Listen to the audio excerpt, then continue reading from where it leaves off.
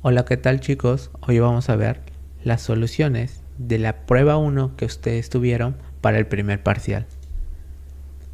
Los problemas van a estar vistos no en este orden en el que aparecen, sino en lo que yo considero el orden de dificultad. Y en esta ocasión David me va a estar ayudando con las soluciones. Por si estaban hartos de mí, pues que sepan que hoy traje un ayudante. Entonces vamos a pasar con el problema más fácil, que era Doritos Flaming Hot. Vamos a ver la solución al problema F, Doritos Flaming Hot. Bueno, el problema nos decía que nosotros queremos comprar unos Doritos que cuestan Y pesos, pero no nos alcanza, solamente tenemos X pesos, ¿no? Entonces nosotros le vamos a pedir prestado a nuestro amigo Sergio y lo que nosotros queremos encontrar es cuánto dinero pues nos va a prestar Sergio, ¿no?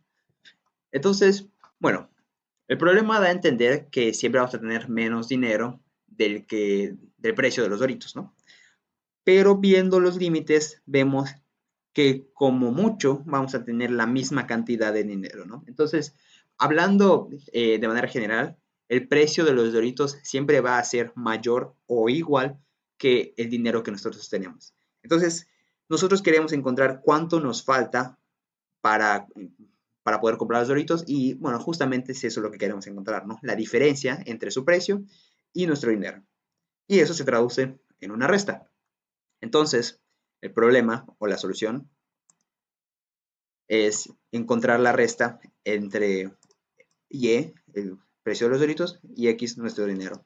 Y noten que no es necesario poner ninguna condicional ni nada por el estilo, porque por los límites, ¿no? Porque justamente nos aseguran que su precio siempre va a ser mayor o igual que el dinero que tenemos. Y bueno, esa es la solución. Vale, el problema B, la deuda de Ángel, nos dice en resumen que Ángel tiene inicialmente X pesos y para N personas, él ya sea que le debe o ellos le deben a Ángel. El problema nos dice que cobrando todas esas deudas, ¿cuánto es el dinero final que Ángel tiene? Veamos el segundo caso de ejemplo, que en el caso que inicialmente Ángel tiene -1 de dinero, o sea debe 1 peso, si le pagan 3 pesos por la primera persona se queda con 2 pesos. Y luego a la segunda persona le debe 2 pesos. Es decir, que si tiene 2 y paga 2, se queda al final con 0. Igualmente con el primer caso, que inicialmente tiene 4 pesos, y pues aquí no hay deudas, es únicamente sumar, que sería 3 más 4. Más 4 sería 11. Entonces, la solución del problema es, dada el número de X, nosotros vamos a sumar la deuda con cada persona y al final imprimimos la suma total. El código se ve de la siguiente manera. Nosotros inicialmente tenemos las dos variables que nos dan, que serían las personas y el dinero inicial. Y al dinero inicial, por cada una de esas personas le sumamos la deuda o el préstamo que le hicimos. Y al final vamos a imprimir el resultado total. Ahora el problema A, llamado de nuevo gato, nos pedía que dado una partida de gato, indiquemos el resultado de este juego. Que en este caso ganó Lola, en este David, y pudiera ser que queden en empate. Entonces, pues vamos a recordar cómo es que se gana en un juego de gato. Nosotros, por conveniencia, vamos a guardar los datos en una matriz de 3×3. Y esa matriz va a ser llamada una matriz A, que sería de chars obviamente. Y en cada posición de esta matriz vamos a guardar el símbolo que el problema nos dé. Ahora, ¿cómo se gana en un juego de gato? La primera forma de ganar es ganar por una fila, que sería que aquí, por ejemplo, si estamos en la primera fila, estos tres símbolos sean iguales. Entonces, suponiendo que nosotros lo vamos a guardar en una matriz de char, este primer símbolo tendría coordenadas A de 0,0. El segundo símbolo tendría coordenadas A de 0,1 y el último símbolo tendría de coordenadas A de 0,2. Lo que tenemos que verificar es que estos tres símbolos sean iguales. Se puede hacer de varias maneras, pero la condición tal vez más fácil sería la siguiente. Comparar que A de 0,0 sea igual a A de 0,1 y además que a de 0,1 sea igual a de 0,2. De esta forma, por transitividad, a 0,2 sería igual a 0,0. Entonces, haciendo esta pregunta, podemos saber si esta fila hay un ganador o no. Y esto lo podemos aplicar por cada una de las filas. Véase que aquí esta coordenada, que sería la X, la del inicio, siempre es 0 porque nos estamos refiriendo a la primera fila. Que recuerden que al iniciar en 0, esta primera fila sería 0, la segunda fila sería 1 y la tercera sería 2. Entonces, para revisar si alguien ganó en la segunda fila, hay que hacer exactamente lo mismo, pero preguntando en lugar de un 0 aquí, va a haber un 1. Y de la misma forma con la fila 3. Entonces, esto es el posible gane por fila. La segunda forma de ganar es ganar por columna. Suponiendo que nos encontramos en la primera columna, serían los símbolos en rojo, los cuales tienen coordenadas a 0,0, que sería la primera casilla, la de abajo sería la casilla a 1,0 y por último sería la casilla a 2,0. Entonces tenemos que verificar que estas casillas sean iguales y lo hacemos de la misma manera que aquí. Es decir, que a de 0,0 sea igual a de 1,0 y además que a de 1,0 sea igual a de 2,0. De esta forma estaríamos revisando la primera columna y al igual que en las filas, para revisar la segunda columna, aquí en lugar de cada 0 del lado derecho tendríamos que poner un 1 y para la tercera columna debemos colocar un 2. Entonces ya sabemos cómo revisar por fila y revisar por columna. Ahora existen más maneras de ganar.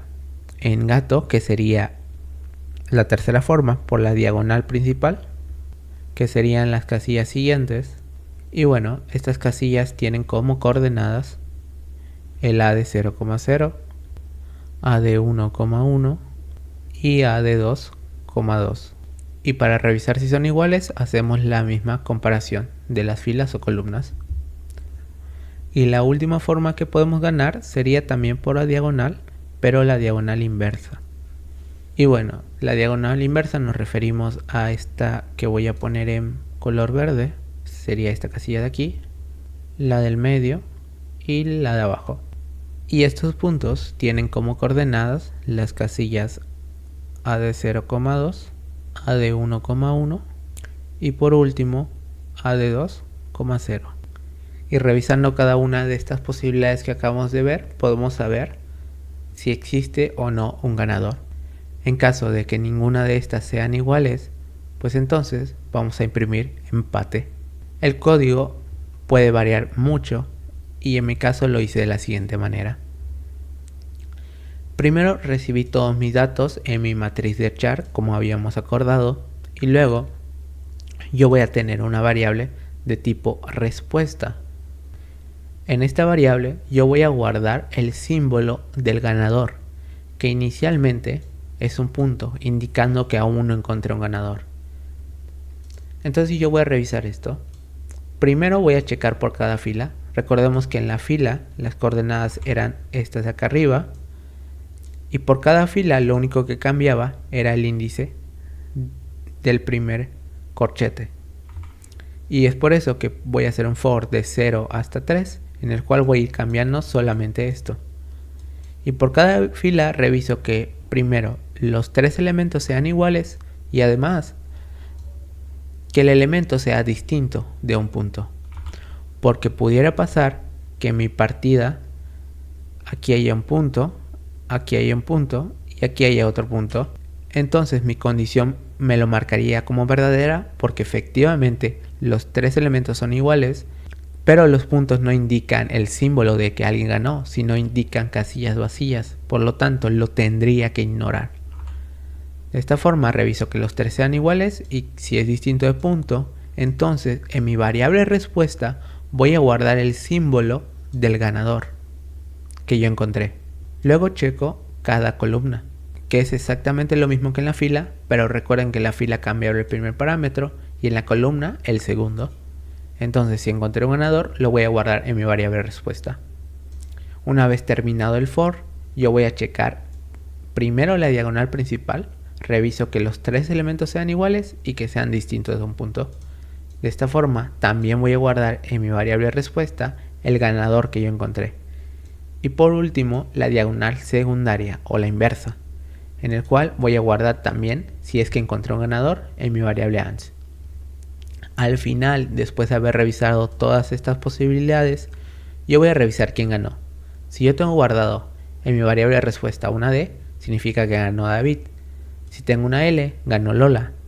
Y si no pasa ninguno de estos dos anteriores, significa que mi variable de respuesta tiene guardado un punto, por lo cual nunca encontré ganador. Y es cuando yo imprimo empate. Vamos a ver la solución para el problema C, odio incondicional a la simetría. Bueno, en resumen, el problema nos decía que íbamos a recibir una secuencia de números que sabemos que es simétrica. Y con esto nos referimos a que se puede leer de igual manera de izquierda a derecha que de derecha a izquierda. Otra manera de ver la simetría es que, por ejemplo, teniendo el siguiente arreglo, podemos ver que este arreglo es simétrico, pero otra forma de comprobarlo es haciendo esta prueba de dibujando como una línea imaginaria a la mitad. Y lo que se debe cumplir es que esta primera mitad es un espejo de lo que está en la segunda mitad, o viceversa, ¿no? Y en este caso se cumple, ¿no? Estos dos son iguales, estos dos son iguales, y bueno, este es igual a este, y el primero es igual al último, ¿no? Y bueno, esto también se va a cumplir para secuencias de longitud impar. Entonces, teniendo una secuencia de este tipo, lo que se nos pedía encontrar era la subsecuencia más larga, tal que no sea simétrica. Y bueno, en específico nos pedían su longitud, ¿no? Y bueno, recapitulando qué era una subsecuencia, pues bueno, teniendo otra vez una secuencia, por ejemplo, pues una subsecuencia la vamos a poder obtener eliminando algunos de estos números, ¿no? Esto va a ser una subsecuencia, ¿no? Esto, por ejemplo, lo que resulta es una subsecuencia. Viendo el problema de otra manera, nosotros queríamos minimizar la cantidad de elementos que vamos a eliminar de nuestra secuencia original, de tal manera que la secuencia que nos quede no sea simétrica, ¿no? Entonces vamos a ver, por ejemplo, qué pasa si nosotros solo queremos eliminar un elemento, ¿no? Porque mínimo vamos a tener que eliminar uno, ya que la secuencia original, por defecto del problema, nos dicen que es simétrica. Entonces no podemos imprimir como la longitud n como nuestra respuesta. Entonces vamos a tratar de eliminar un elemento. Veámoslo con este ejemplo. Yo aquí dibujé un arreglo genérico, es decir, solo lo puse en notación de arreglo, no puse ningún valor.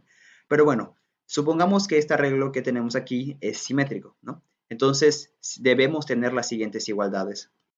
Esto se cumple o se debería de cumplir porque regresando a la prueba de que la primera parte debe ser igual a la segunda o debe ser un espejo, pues tenemos que este elemento tiene que ser igual a este elemento y tenemos esta igualdad. El elemento de la posición 1 debe ser igual al elemento de la posición 4 y tenemos esta igualdad. Y bueno, el primer elemento, el del índice 0, debe ser igual al último que tiene el índice 5. Y es esta igualdad, ¿no? Entonces, recordemos, queremos eliminar la menor cantidad de números.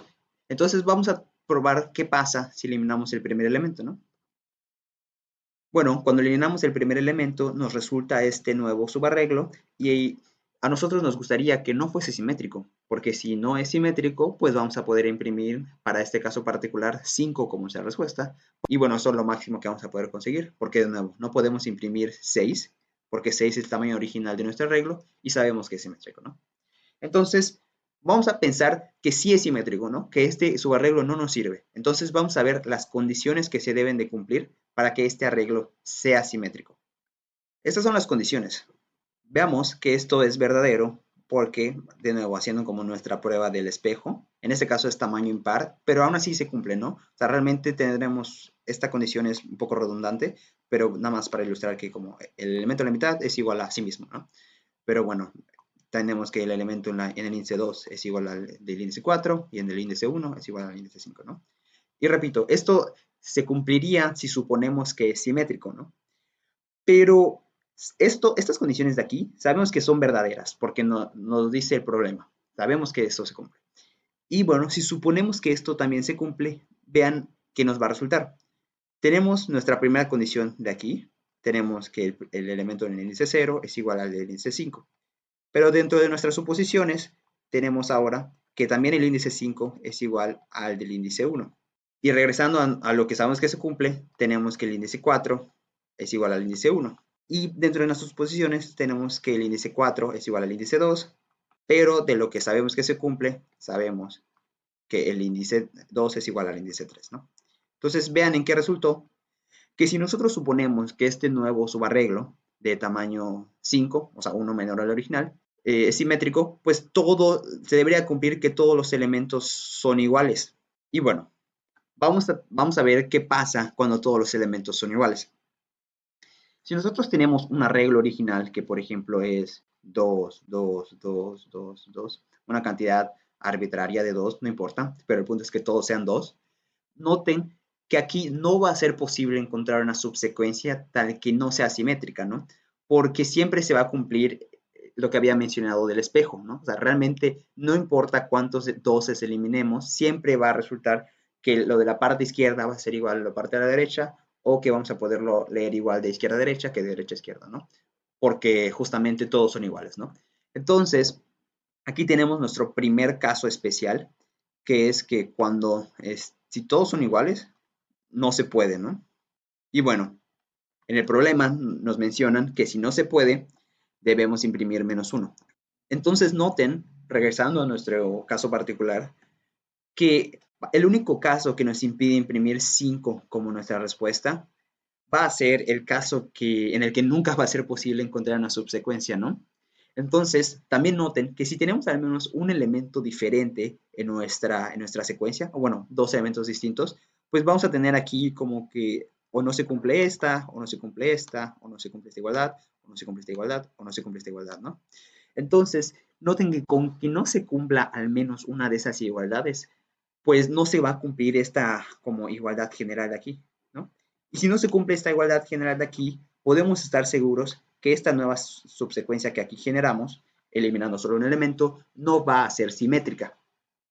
Y si no es simétrica, pues nos sirve. Vamos a poder imprimir 5 como nuestra respuesta. Entonces, generalizando esto, si tenemos que al menos tenemos dos elementos distintos, sí se puede. ¿Y cuál va a ser esta respuesta? Pues va a ser justamente el tamaño -1, ¿no? Y bueno, solo para aclarar, yo aquí hice el ejemplo con un caso de un arreglo de longitud par, pero ustedes pueden comprobar que también se va a cumplir con un arreglo de longitud impar, ¿no? Al final, cuando eliminen cualquier elemento, van a llegar a que se debe cumplir una igualdad de este tipo, una igualdad grande. Y bueno, van a notar que va a ser el mismo caso, ¿no? Si todos los elementos son iguales, pues no se va a poder encontrar un subarreglo válido. Y si tenemos al menos un elemento distinto, lo mismo, vamos a poder imprimir nuestro tamaño -1 como nuestra respuesta. Entonces, pasando al código, yo aquí declaro mi n, recibo n y declaro mi arreglo de tamaño n, que, bueno, ustedes pudieron haberlo declarado global, solamente teniendo en cuenta que el arreglo, o bueno, vamos a recibir a lo más 10 a la 5 números, ¿no? Es decir, un 1 seguido de 5 ceros. Entonces, pues ya que tengo mi arreglo, pues simplemente lo recibo. Entonces, ¿cómo nosotros podemos saber si hay al menos dos elementos distintos en mi arreglo? Pues yo lo que hago es, primero declaro una variable booleana, bueno, la llamé diferente, que esta variable me va a indicar, o bueno, yo la voy a usar de tal manera que si es verdadera, va a significar que por lo menos hay dos elementos distintos en mi arreglo, ¿no? Y bueno, si tiene el valor de falso, quiere decir que todos los elementos son iguales, ¿no? Entonces yo inicio recorriendo mi arreglo. Bueno, inicio desde la posición 1, pero ahorita vamos a ver por qué es esto, ¿no? Yo lo que hago por cada posición que visito es preguntar, ¿el elemento que está en esta posición o en este índice es diferente del anterior? Y si eso pasa, va a significar que por lo menos tengo dos elementos distintos en mi arreglo. Entonces, pues ya puedo volver mi variable diferente a verdadero. Si se cumple que por lo menos hay dos distintos. Y bueno, este break pueden ponerlo o no ponerlo, pero noten que con que encontremos que se cumple esto una vez, es decir, ya tenemos dos elementos distintos, pues no es necesario seguir visitando mi arreglo. Simplemente me salgo del for. Recuerden que el break es para detener completamente el ciclo, sin importar que falten iteraciones. Y bueno, por esto es lo que pongo, bueno, inicio visitando desde el índice 1 en mi arreglo. Porque si yo inicio en cero, cuando yo haga arreglo en cero menos uno, pues va a ser arreglo en la posición menos uno. Y bueno, recuerden que no existen posiciones negativas en mi arreglo, entonces me puede dar errores, ¿no? Entonces, para evitar eso, pues yo inicio en uno. Y bueno, una vez que haya terminado este chequeo, simplemente pregunto, ¿mi variable diferente es verdadera? Si es verdadera, pues yo imprimo el tamaño menos uno. ¿Por qué? Porque yo puedo encontrar una secuencia del tamaño n-1, de tal manera que no sea simétrica. Y bueno, en caso de que mi variable diferente sea falsa, quiere decir que todos los elementos son iguales y ya vimos que para este caso no se puede, ¿no? Entonces tengo que imprimir menos uno. Y esa sería toda la solución. Vamos a ver la solución al problema de amor incondicional a la simetría. En resumen, este problema nos decía que íbamos a recibir una secuencia de n números positivos o negativos, es decir, no íbamos a recibir ningún cero en la secuencia. Y bueno, teniendo esa secuencia, teníamos que encontrar un par de cosas. Vamos a ver un ejemplo de una secuencia. Para explicar lo que nos pedían, vamos a usar esta secuencia de ejemplo. Nos decían primero que teníamos que encontrar una subsecuencia alternante. Y bueno, recordando, una subsecuencia la podíamos obtener eliminando algunos números. Por ejemplo, vamos a eliminar este y este. Y bueno, la secuencia que nos resulta es esta. Esto va a ser una subsecuencia y así esa es la definición de subsecuencia, ¿no? Una subsecuencia la podemos obtener eliminando algunos o ningún elemento de nuestra secuencia original. Pero la subsecuencia que teníamos que encontrar tenía que cumplir la propiedad de que sea alternante, es decir, que la secuencia se vea algo como positivo, negativo y etcétera, ¿no? O pues negativo, positivo, etcétera, ¿no? Y bueno, curiosamente esta subsecuencia que generé aquí lo cumple, ¿no? Esta es una subsecuencia alternante. Si ven, el primero es positivo, el segundo negativo, el tercero positivo, el cuarto negativo y el quinto positivo, ¿no? Bueno, pues particularmente nos pedían encontrar la subsecuencia que sea alternante y que tenga la mayor longitud. Y una vez, y bueno, obviamente van a haber varias, no solamente va a haber una con la máxima longitud, o puede que sí, pero en su mayoría van a haber múltiples subsecuencias alternantes que cumplan que tienen la mayor longitud, ¿no? Entonces, de entre todas esas que tengan la mayor longitud, nos piden encontrar la que tenga la suma máxima de sus elementos. Y bueno, en particular nos pedían imprimir esta suma máxima, ¿no? Tomemos esta nueva secuencia como ejemplo y vean que la longitud de la subsecuencia alternante más larga va a ser 2. Y bueno, vamos a tener las siguientes subsecuencias alternantes. Bueno, estas van a ser todas y noten que, bueno, es fácil notar que todas tienen la misma longitud, que repito, va a ser la máxima longitud que vamos a obtener para este ejemplo en particular. Y bueno, queremos encontrar la que tenga la suma máxima. En particular, bueno, vamos a ver la suma para este primero va a ser menos 4, vamos a tener menos 6, menos 3 y menos 5. Entonces, bueno, también es fácil notar que, bueno, con esta secuencia, que la tercera, es en la cual nos genera la mayor suma, ¿no? A pesar de que todas son negativas, pues esa tiene la máxima. Entonces, para este caso particular, lo que se nos pediría imprimir es este número 3, ¿no? Entonces, ¿cómo podríamos afrontar este problema? Bueno, había que hacer una observación importante y esa observación era que, de manera general, nosotros vamos a poder ver un arreglo, cualquier arreglo que nos den, como una secuencia de positivos, una secuencia de negativos, una secuencia de positivos y una secuencia de negativos y bueno, así sucesivamente, ¿no? O bueno, por su defecto, también el caso contrario es iniciar con negativos y luego con positivos, etcétera, ¿no? Pero en particular, esto se va a cumplir, ¿no?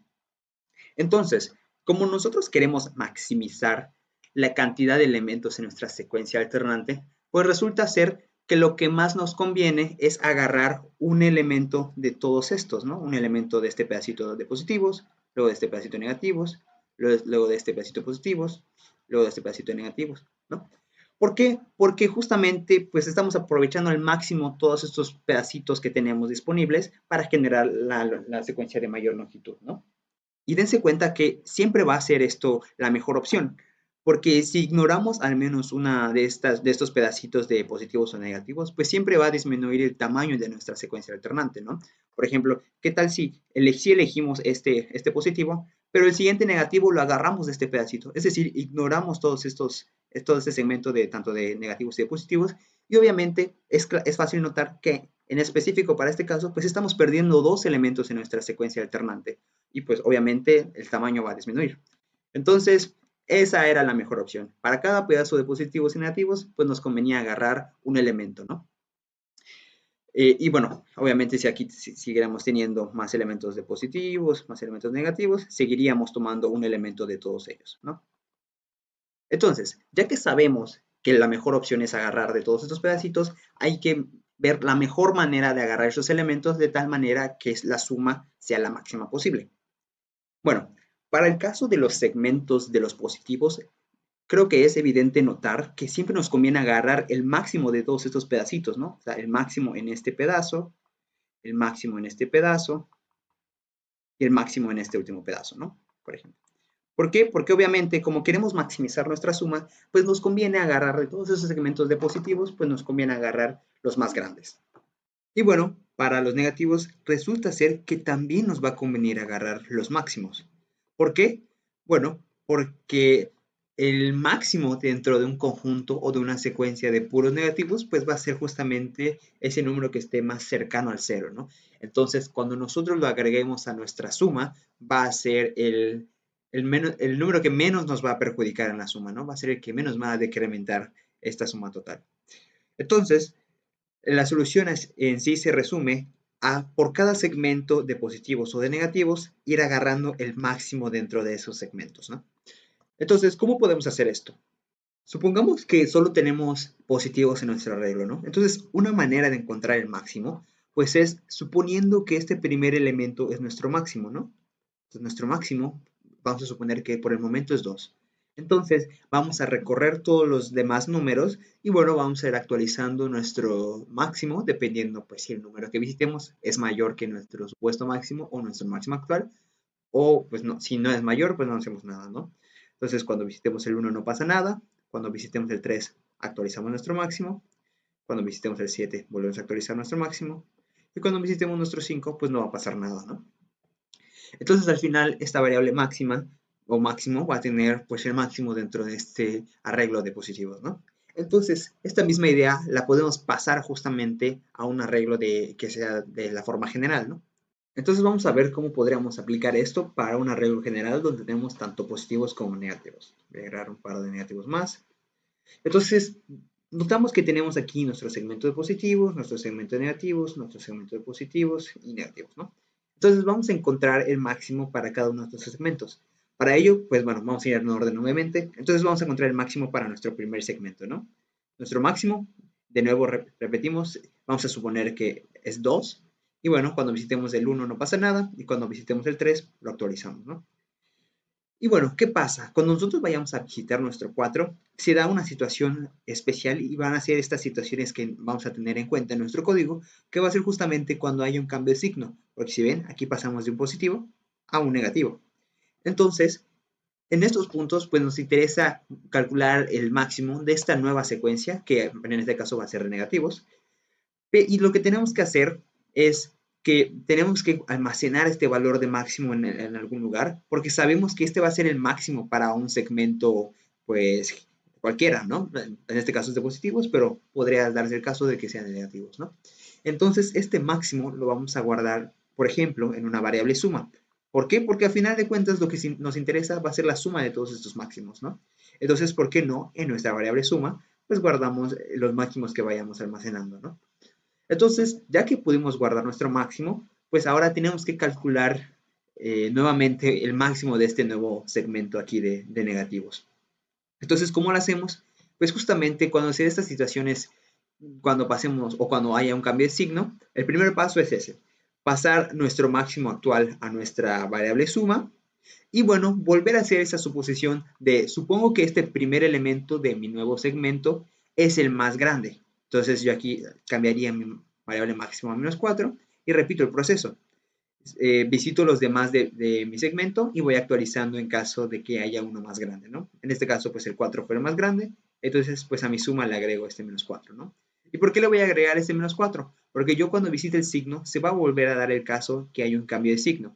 Entonces, cuando yo visité el 5 me doy cuenta, ok, estoy entrando en un nuevo segmento donde hubo un cambio de signo y el primer paso, como les decía, es primero almacenar nuestro máximo actual y luego volver a reiniciar nuestro máximo y lo reiniciamos de nuevo con este mismo valor de 5 porque estamos suponiendo que va a ser el más grande dentro de este nuevo segmento, ¿no?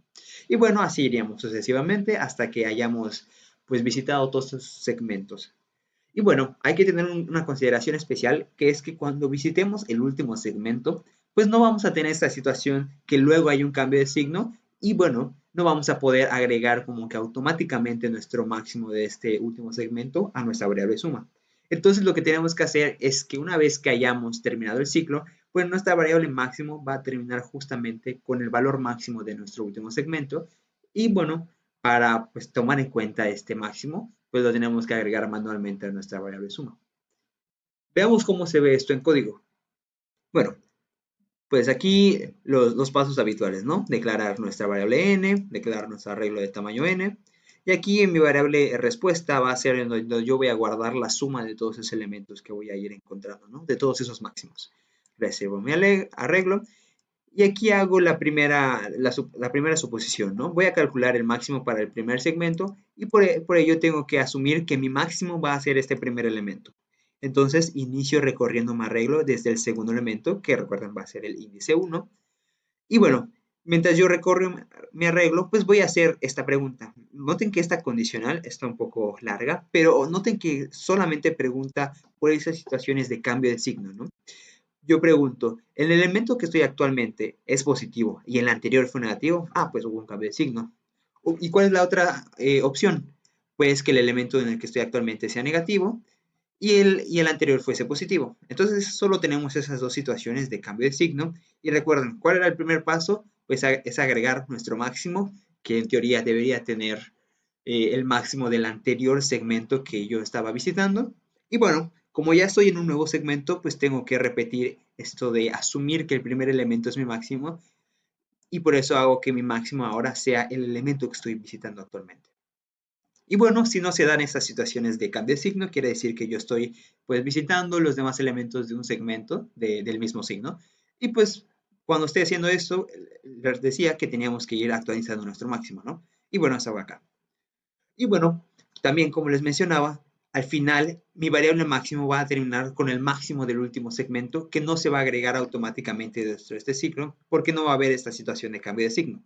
Entonces simplemente agregamos manualmente este último máximo y al final imprimimos nuestra respuesta. Y esa sería toda la solución. Vale, ahora veamos el último problema llamado mejorando el camino. En resumen, el problema nos dice lo siguiente. Dado un número n que indica el tamaño de arreglo y el arreglo que consiste únicamente de unos y ceros, nosotros queremos maximizar el número de unos que aparecen consecutivamente.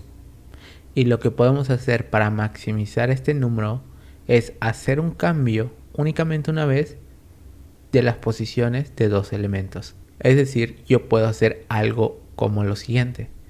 Por ejemplo, aquí tengo un 0 y aquí tengo un 1. Lo que puedo hacer es cambiar de lugar estos dos elementos y de esta forma ya estaría usando el cambio permitido que tengo. Y bueno, la observación de este problema es darse cuenta que realmente no podemos hacer muchas cosas con un solo cambio. Supongamos que el arreglo es de la siguiente manera.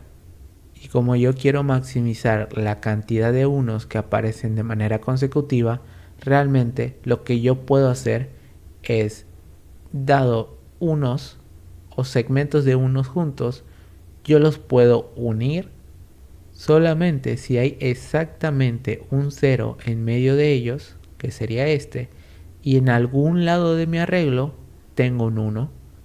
De esta forma yo puedo swapear esos dos lugares en el cual el 1 quedaría aquí y el 0 en esta posición. Y ahora el número de unos consecutivos sería 5, ya que estos dos los pude unir mediante este 1. Esta sería la primera cosa que podemos hacer.